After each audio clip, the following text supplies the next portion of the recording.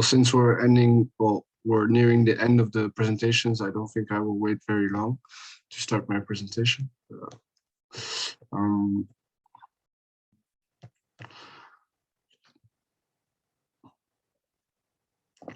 Sure.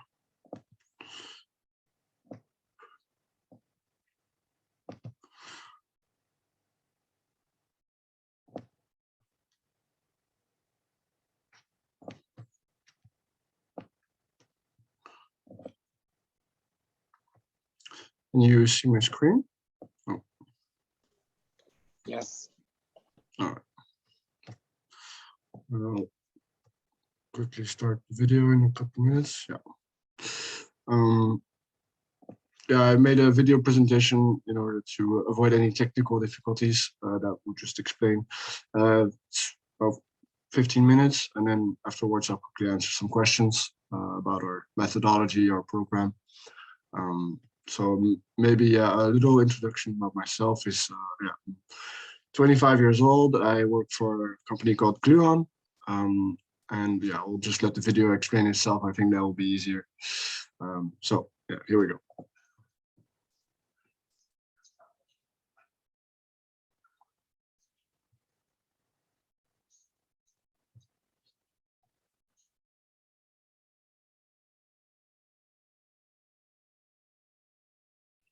Gaspard, we don't hear anything.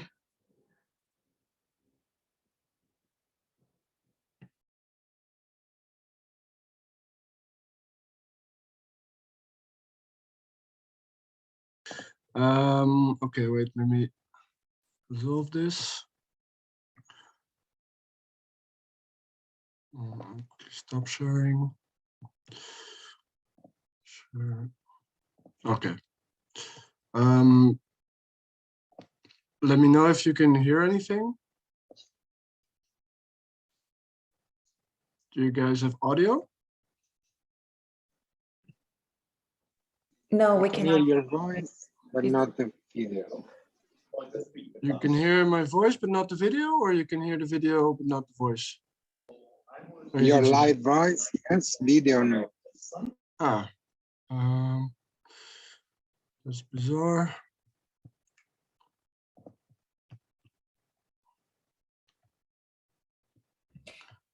Maybe you can just go through the presentation live instead of. Yeah, I will do that. Or maybe if the volunteer knows how I can share a video, if he has any tips, then that would be very helpful. Give me a second, I'll try to see. Okay. Ah, wait, I think I have it.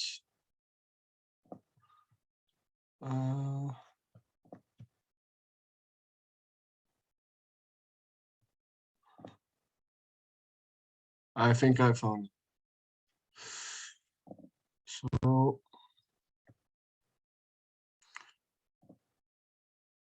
can you guys? Hello everyone. My name is Gaspard Berger. Great. I work for an organization called Gluon. We are a Brussels-based nonprofit organization that works around science, technology, and arts projects. We have two main groups, basically what we work with, both artists and residencies, as well as educational programs for youngsters. For the educational programs for youngsters, we work a lot with Fab Labs in order to develop prototypes during either workshops or labs, which take 5 days, always around a certain theme. Due to these labs taking 5 days and usually taking place at a Fab Lab themselves, last year we encountered some problems, especially with the COVID restrictions. Because we were more than 20 people, we could not have them take place at Fab Labs themselves, and we had to find a solution. For this, we developed a new methodology, which was called PlugNPlay. And with this methodology, we wanted to offer both hybrids, digital and physical solution to these COVID restrictions. So the plug-and-play concept is very simple. We wanted to be able to offer youngsters the abilities to create innovative, creative utilitarian but also recreative solutions for either smart cities, for water projects, and in the form of prototypes. So usually what we do in a lab is we brainstorm for a couple of days, then they get to work on designing, and then we make them physical using laser cutters, 3D printers, etc. For this, they work together with an artist as well as with ICT experts and coaches, which are students that work together and are trained at Gluon. So on the plug and play concept, what we did was we took the lab and we made it digital. But how did we offer this to the youngsters? Well, first of all, we made a box which we sent out, which had a couple of ICT components, some inputs, some outputs, a programmable chip, which I will show you later, and some cables, etc., to be created. Also, some guidebooks, a brainstorming booklet, and all the information needed for them to find the idea and make it real, or a certain prototype of an idea real through that box. So also it could be an offline alternative thanks to all the components that we added to the box, but we also wanted to make it online because we wanted to be able to ask them questions. So we developed a platform as well, a website, a Discord, on which they could also ask questions, as well as have some Zoom meetings in which we would challenge them with some cool challenges and try to get the brainstorming going a little bit. For this, we would also invite the artist over to the Zoom meeting, give a little bit of a brainstorm presentation so that they would develop their own ideas and really get working around a certain theme that we installed. So we have already worked around the theme of smart cities, and we've recently done water solutions in which they would think of sustainable solutions for using water. So yeah, we'll show you some examples later. But of course, it could also be used, this methodology, for example, workshops of an hour in which they could just brainstorm a small idea and try to get a little bit of programming done with the components that are in the toolbox. So the toolbox itself, we added a couple of components. You can see that the main component that we used is the M5 stack M5 Stick C+, which was a small programmable device that has a little screen, some buttons, has a lot of connectivity, and especially a lot of components that are compatible with it as well. So we had 3 inputs and 3 outputs. So the inputs that we added was a temperature sensor, a movement sensor, and light sensors. Those are those on the left. The light sensor itself did not exist from M5 Stack when we made the toolbox. So we made a prototype ourselves and put that in the toolbox and that we send out. For the outputs, we added a relay switch and a servo motor and a LED strip. So with these 3 inputs and 3 outputs, they could make 9 different combinations. We already made some code for these 9 different combinations in order to help the youngsters out. Because for us, it is an important point that the youngsters don't need any skills beforehand. So really anyone could join in. Of course, we usually work with youngsters aged 14 to 18. But sometimes we make exceptions if they really get it going, if they already have some experience. But of course, this can also be used with older audiences because the M5 stick adds a lot of depth to your programming. But is also very accessible and very intuitive due to the same platform being able to code in code blocks. So I will quickly. The platform itself we use is the UI Flow, which is the standard platform for coding the M5 Stack devices, which can be used both offline and online. So the platform itself We also developed the website. That's just our information, our methodology basically is explained on there, and how to really develop your prototype on a basis of 5 days. Well, that's the format that we used for our camp, but it's very adaptable. It could also be used for smaller workshops that take an hour, 2 hours, 1 day, but it has all the creative aspects explained on the website, as well as just technical aids, as well as inspirations, etc. So I'll quickly show you some examples. The first one is a smart planter, which is a little 3D printed pot in which you can put a plant, and with the M5 M5 stick and the temperature sensor and humidity sensor, we visualized the water levels of the plant, or at least the humidity and of the small plant. You can kind of see in the background the platform we use to code it with code blocks, but it can also be coded with Python, even though the conversion is sometimes a bit of a mess. But it's very easy to make a conversion and then just alter the little problems themselves after. The other one was See or No, which was a prototype developed by Juan Pablo Plazas, which is a Belgian artist. He developed a fortune-telling machine, which uses the light sensor as an input and then the LED strip as an output. So it has a little rhyme on it, and then basically what you have to do is cover the eye, and a random light will turn on, either green or red, saying, if you ask a question, will I be a millionaire, I will cover the eye, and then 5 seconds later a random light turns on, kind of like a fortune-telling machine. And this was one of the latest projects that we developed with the youngsters. This was after the COVID restrictions, so we could really work together at a Fab Lab, get really all the technical aspects done really quickly, and make the most out of being there in a physical place, making sure that we, especially exploiting the laser cutters, the 3D printers, making the most out of that. What they developed was a project that sensibilized people to use less water, or at least make people more conscious about the amount of water they used.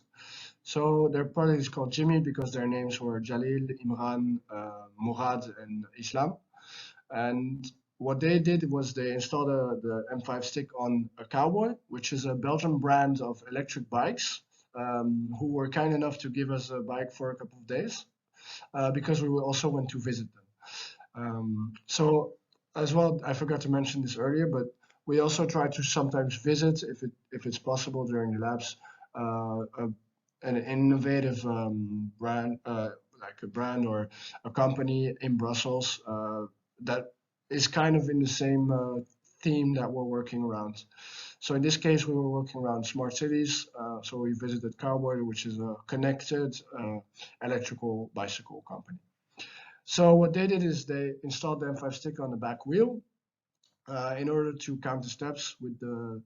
So they added the light sensor, and every time the wheel went around, it would count as a certain amount of meters transported. This would calculate then how many kilometers you would bicycle for, and after a certain amount of kilometers, a little pump would get activated, distributing water into a cup. It was a sensibilization project, so the idea behind it was to show how many kilometers people in Africa would have to walk on average in order to get 1 liter of water. So that here in Belgium we would be more sustainable and more conscious about the amount of liters of water we would consume on a daily basis. Plus, it's a great form of gamification of making people sports for amount of water for a certain reward. So So that's basically their project. Here is another one made by another artist called Barstool. It's a weather buddy which uses the temperature, humidity, and barometric pressure sensor in order to give certain forecasts in the form of small animations. So for this project, we really wanted to exploit the screen and the animations done on the screen, and the little person would change clothing, change the way it moves, as well as the environment on the screen behind it, based on the weather going on right at that moment. So both indoors, it's mostly for outdoors, but yeah, indoors it could work as well. So the plug and play formats, like I said earlier, so it was a solution for the labs, which would take 5 days. We would always work around a certain theme. We have done already Boost Your Lockdown, which was the first one, which is mostly how can you find innovative solutions for your in-house lockdown and make your life a little bit better while you are stuck inside. We have done Wearable Technology Lab, which was around modern ways of putting clothes and fashion together with technology. We've done Water Solutions, which is, like I said earlier, finding sustainable ways to use water, exploiting the power of water, etc. Smart Cities Labs as well, I've explained this as well, and a Mobility Lab, which was all about smart cities and kind of transportation, etc. So I said already that it takes about 5 days. The first day is more of a challenge. What are we going to do? More working around the theme. Then the second day is how are we going to do it? What are the solutions we're going to offer? Third day is finishing the brainstorm, getting realistic, finding the exact prototypes. And then the fourth day is really prototyping, making the prototypes in person. And then the fifth day is finishing up and presenting your project. We always play a big part on the pitch part because we are an art platform. So we always do an expo where we show all the prototypes at the end of the lab. We develop prototypes. We work together with artists, which is important for us to make sure that the youngsters get a creative, artistic prototype at the end of the week, as well as something realistic and achievable in that time span. So with the help of IT experts and coaches, and as well as students that work in Fab Labs, we make sure that this gets done. As well as 3D printers, Arduinos, laser cutters, and everything we showed you in the box as well. So like I said, this can be adapted to a 3-hour build a prototype in which we would only do the first 2 steps, or kind of a hybrid form of this methodology, or quickly doing a simulation on our website, which is available on PlugNPlay.Gluon.be. In there you can see the 9 possible combinations you have with the box and make a simulation and send that simulation over in order to get your idea out there. So that can be done in an hour. Like I said, our target audience for the labs is usually the youngsters from 14 to 18.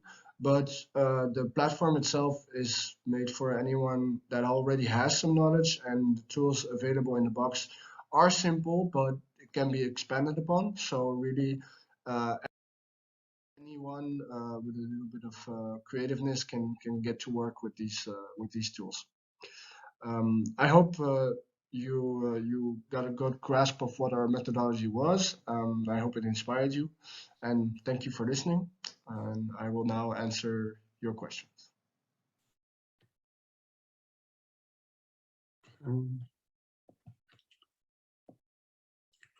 Voilà. Hello again. Voilà. I will start by answering the first question from Dan. So how does it relate to the Starts.eu commission projects? Well, the Plug and Play was also a little bit under the Starts for Water subsidized project from Gluon itself. So Gluon itself was subsidized by this project. We made an open call for artists where they could contribute to the Starts.eu prizes as well, with innovative ideas and projects around water. Later then we did the lab about the water solutions, which was fully under the Starts for Water projects, like the smart planter, as well as the Jimmy bike, which was all about all water solutions, etc. So I hope that answered your question a little bit. I know the Starts for Water is only a small part of the Starts.eu project or commission projects, but yeah, we try to do more workshops in other schools about the Starts for Waters this year as well. We have a couple of them planned, and we will do them in the format of either 3 to 5 days, depending on the school's demand and etc. So it can be done in a month, where we would work together with the youngsters every week, once a week, or sometimes we work with schools during 3 days, where we really work with the youngsters around a certain physical project and then try to get it done in 3 days. Thank you, Gaspard. Hi, Savario. This is Dan. I don't know if you still remember me. I used to work at DNI. I was in Design Square. It's good to see you again. Yes. Okay, here I am. Sorry, I'm at the same time. You were in the dark room. Okay, I see. Yeah. Okay. Yes, nice at the moment I'm affiliated with Gluon at Brussels. So I, since 2 years ago, I, stopped working at DNI. And I find Gluon is a very interesting organization. They're also doing something similar as Fab Lab, but the difference is that they emphasize more on the art and the technology, because of their extensive network and community in Europe with art and artist community. And as my question said, actually there are many of their educational projects are somehow related to these EU-funded projects that by the artists, and then somehow they manage to transfer these projects into more educational purpose workshop, and I find it quite meaningful. So that's the reason I invited Gluon to be part of this event. So we're happy to be here. Yeah, very nice. We're happy to have you. Thank you. We're very happy to be here. Yeah, maybe something I didn't mention during the presentation. Yeah, we work with the Fab Labs of the universities, where we get the youngsters, the people that help us during the labs itself. But we also train the youngsters that love to come in order to become coaches, so that it's a little bit of a sustainable methodology for them to become older, because after they reach the age of 18, they're past our target audience, but they could still be creative with us by being a coach and really making their own projects on the sidelines and really trying to get more innovative projects out there during the expo, etc. So it's a bit of a how do you say, they start at a young age. We try to get a good grasp of what they're doing and help them out with their ideas, etc. And then they keep working for us basically as coaches and help us out while they're still being able to do their own projects on the side. So I think that's very interesting, very nice for the youngsters to be able to continue making their projects. So yeah, usually we work with the universities in order to find those youngsters if they're not already participants at a young age. Mm-hmm. Gaspard, maybe you can play the videos about Gluon. Yeah. YouTube. Just a second. I will quickly. And maybe you can share, you know, the official website of STARTS, because it's probably not many people in Asia know about this yes. project. I will play the video and put the link in the chat. Give me 1 second.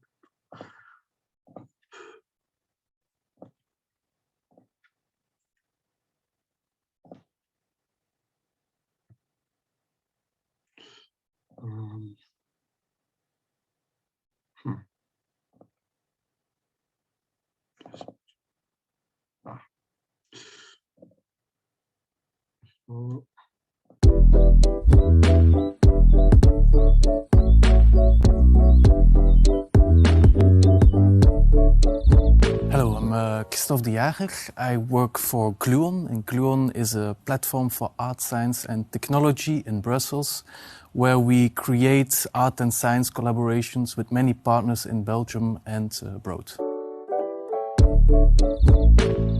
We organize residencies for artists in the R&D departments of companies or within universities, because we think that the criticality of artists, but also the creativity of artists, brings the researchers in these other institutions to new and exciting ideas. We also developed a residency program for scientists and researchers in the studio of artists. When we look at the European Commission, we have seen that the new Green Deal has been launched, which is very important for the world, but also for Europe.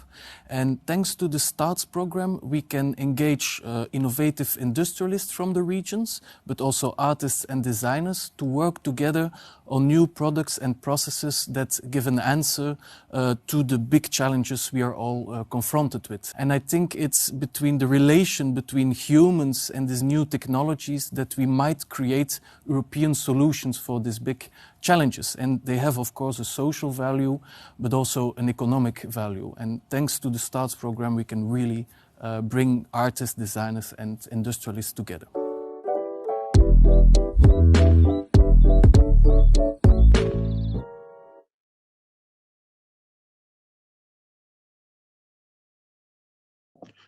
Voilà. So yeah, that was our approach on the starts.eu project as well. I will quickly put the platforms as well that we use. So first of all, is the PlugNPlay website as well in the chat.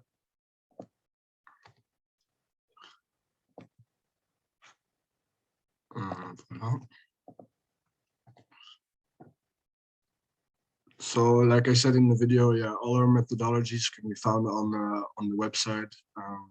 I mean, for the PlugNPlay project, of course, as well as all the tools that we use during the labs, and yeah, just some brainstorming ideas, some inspiration from other projects that we've already developed. They're all already on there, as well as projects like for the kids. It's cool for them to see their projects on the website at the end of the lab.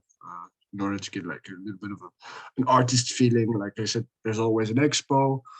So we work with either museums, like we worked with the Beaux-Arts, which is the fine arts institution of Brussels, in order to do a little expo where we present all the projects at the end of the week after every lab. We've also done this with the Muntput, which is the Brussels public library.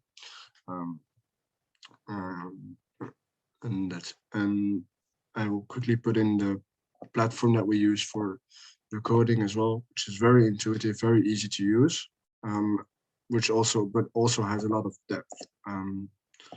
So you can really try to make very complicated interactive projects with the M5 stack devices, which offer a lot of sensors, etc. So a lot of components in order to work with. So you can really try and make anything you like.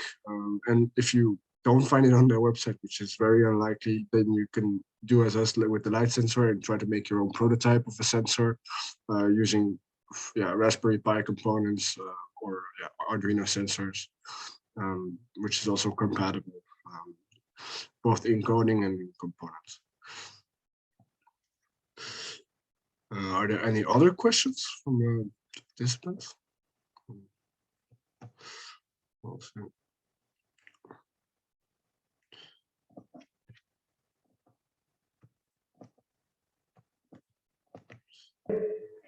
Can you hear me?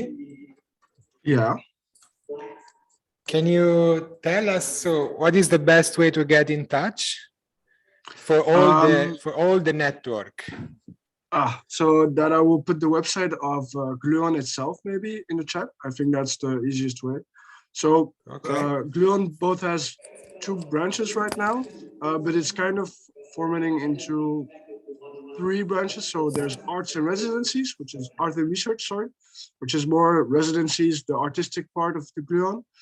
And then there was the educational, Gluon education part, which is the programs that I just described now, the plug-and-play methodology, the workshops in schools, where we work together more with the Fab Labs.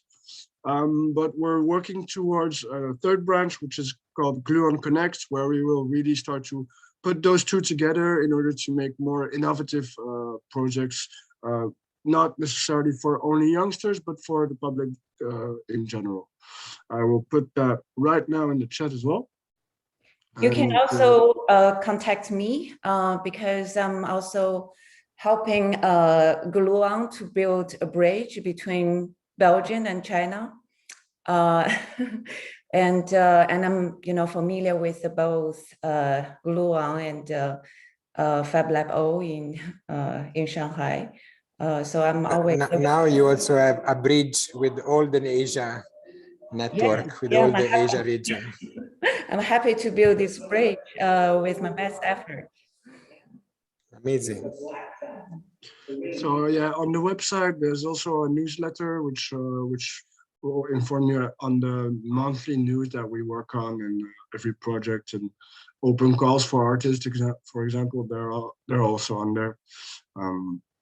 We also have an Instagram page. We have 2 Instagram pages actually, one for the educational and one for the just general Instagram for the Gluon more artistic projects, as well as Facebook and I believe LinkedIn. If you want, I can put those also in the chat. That's great. I would say thank you for your presentation. And you're very welcome. I'm glad there was still. I'm not super sure. I'm not sure if you put link in the chat, if that will be available in the recording, because I want this recording to be available for many people after, but we can add the email or the website next to the recording. Yeah, people I just can go and realized download. Gluon.be. Okay. So it's starts.eu and gluon.be. Yeah. And then I will also put the plug-and-play platform, which is our methodology itself, which is a separate website. It's on there, as well as the coding platform, which is UiFlow, which is the code blocks platform or the Python coding platform. So I hope that's it. Well, I don't know. Keep it Instagram. Well,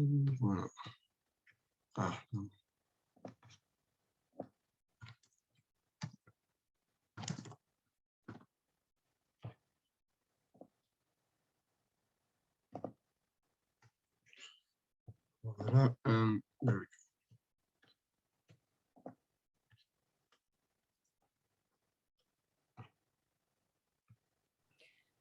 So I have a general question about tomorrow's event. So for the closing ceremony and the virtual parties, so what is it going to be like? Is it going to be a combination between virtual and real life? Yeah. We are going to, people here in Tongji is going to have some dumplings probably, Oh, okay. and then everybody can join and just We can turn on the see it. microphone and talk. Okay. Okay, great. I think it's yeah, Gaspard come tomorrow and let's join the Yeah, that's great. virtual dumpling. Okay, thank you everyone. I think we can close the recording and see you tomorrow. All right. Thank All right, you. thank you very much. Thank you. Bye-bye. Bye, everyone. So I should just end the recording? Yeah. And then, Yeah, I think you can just end. okay.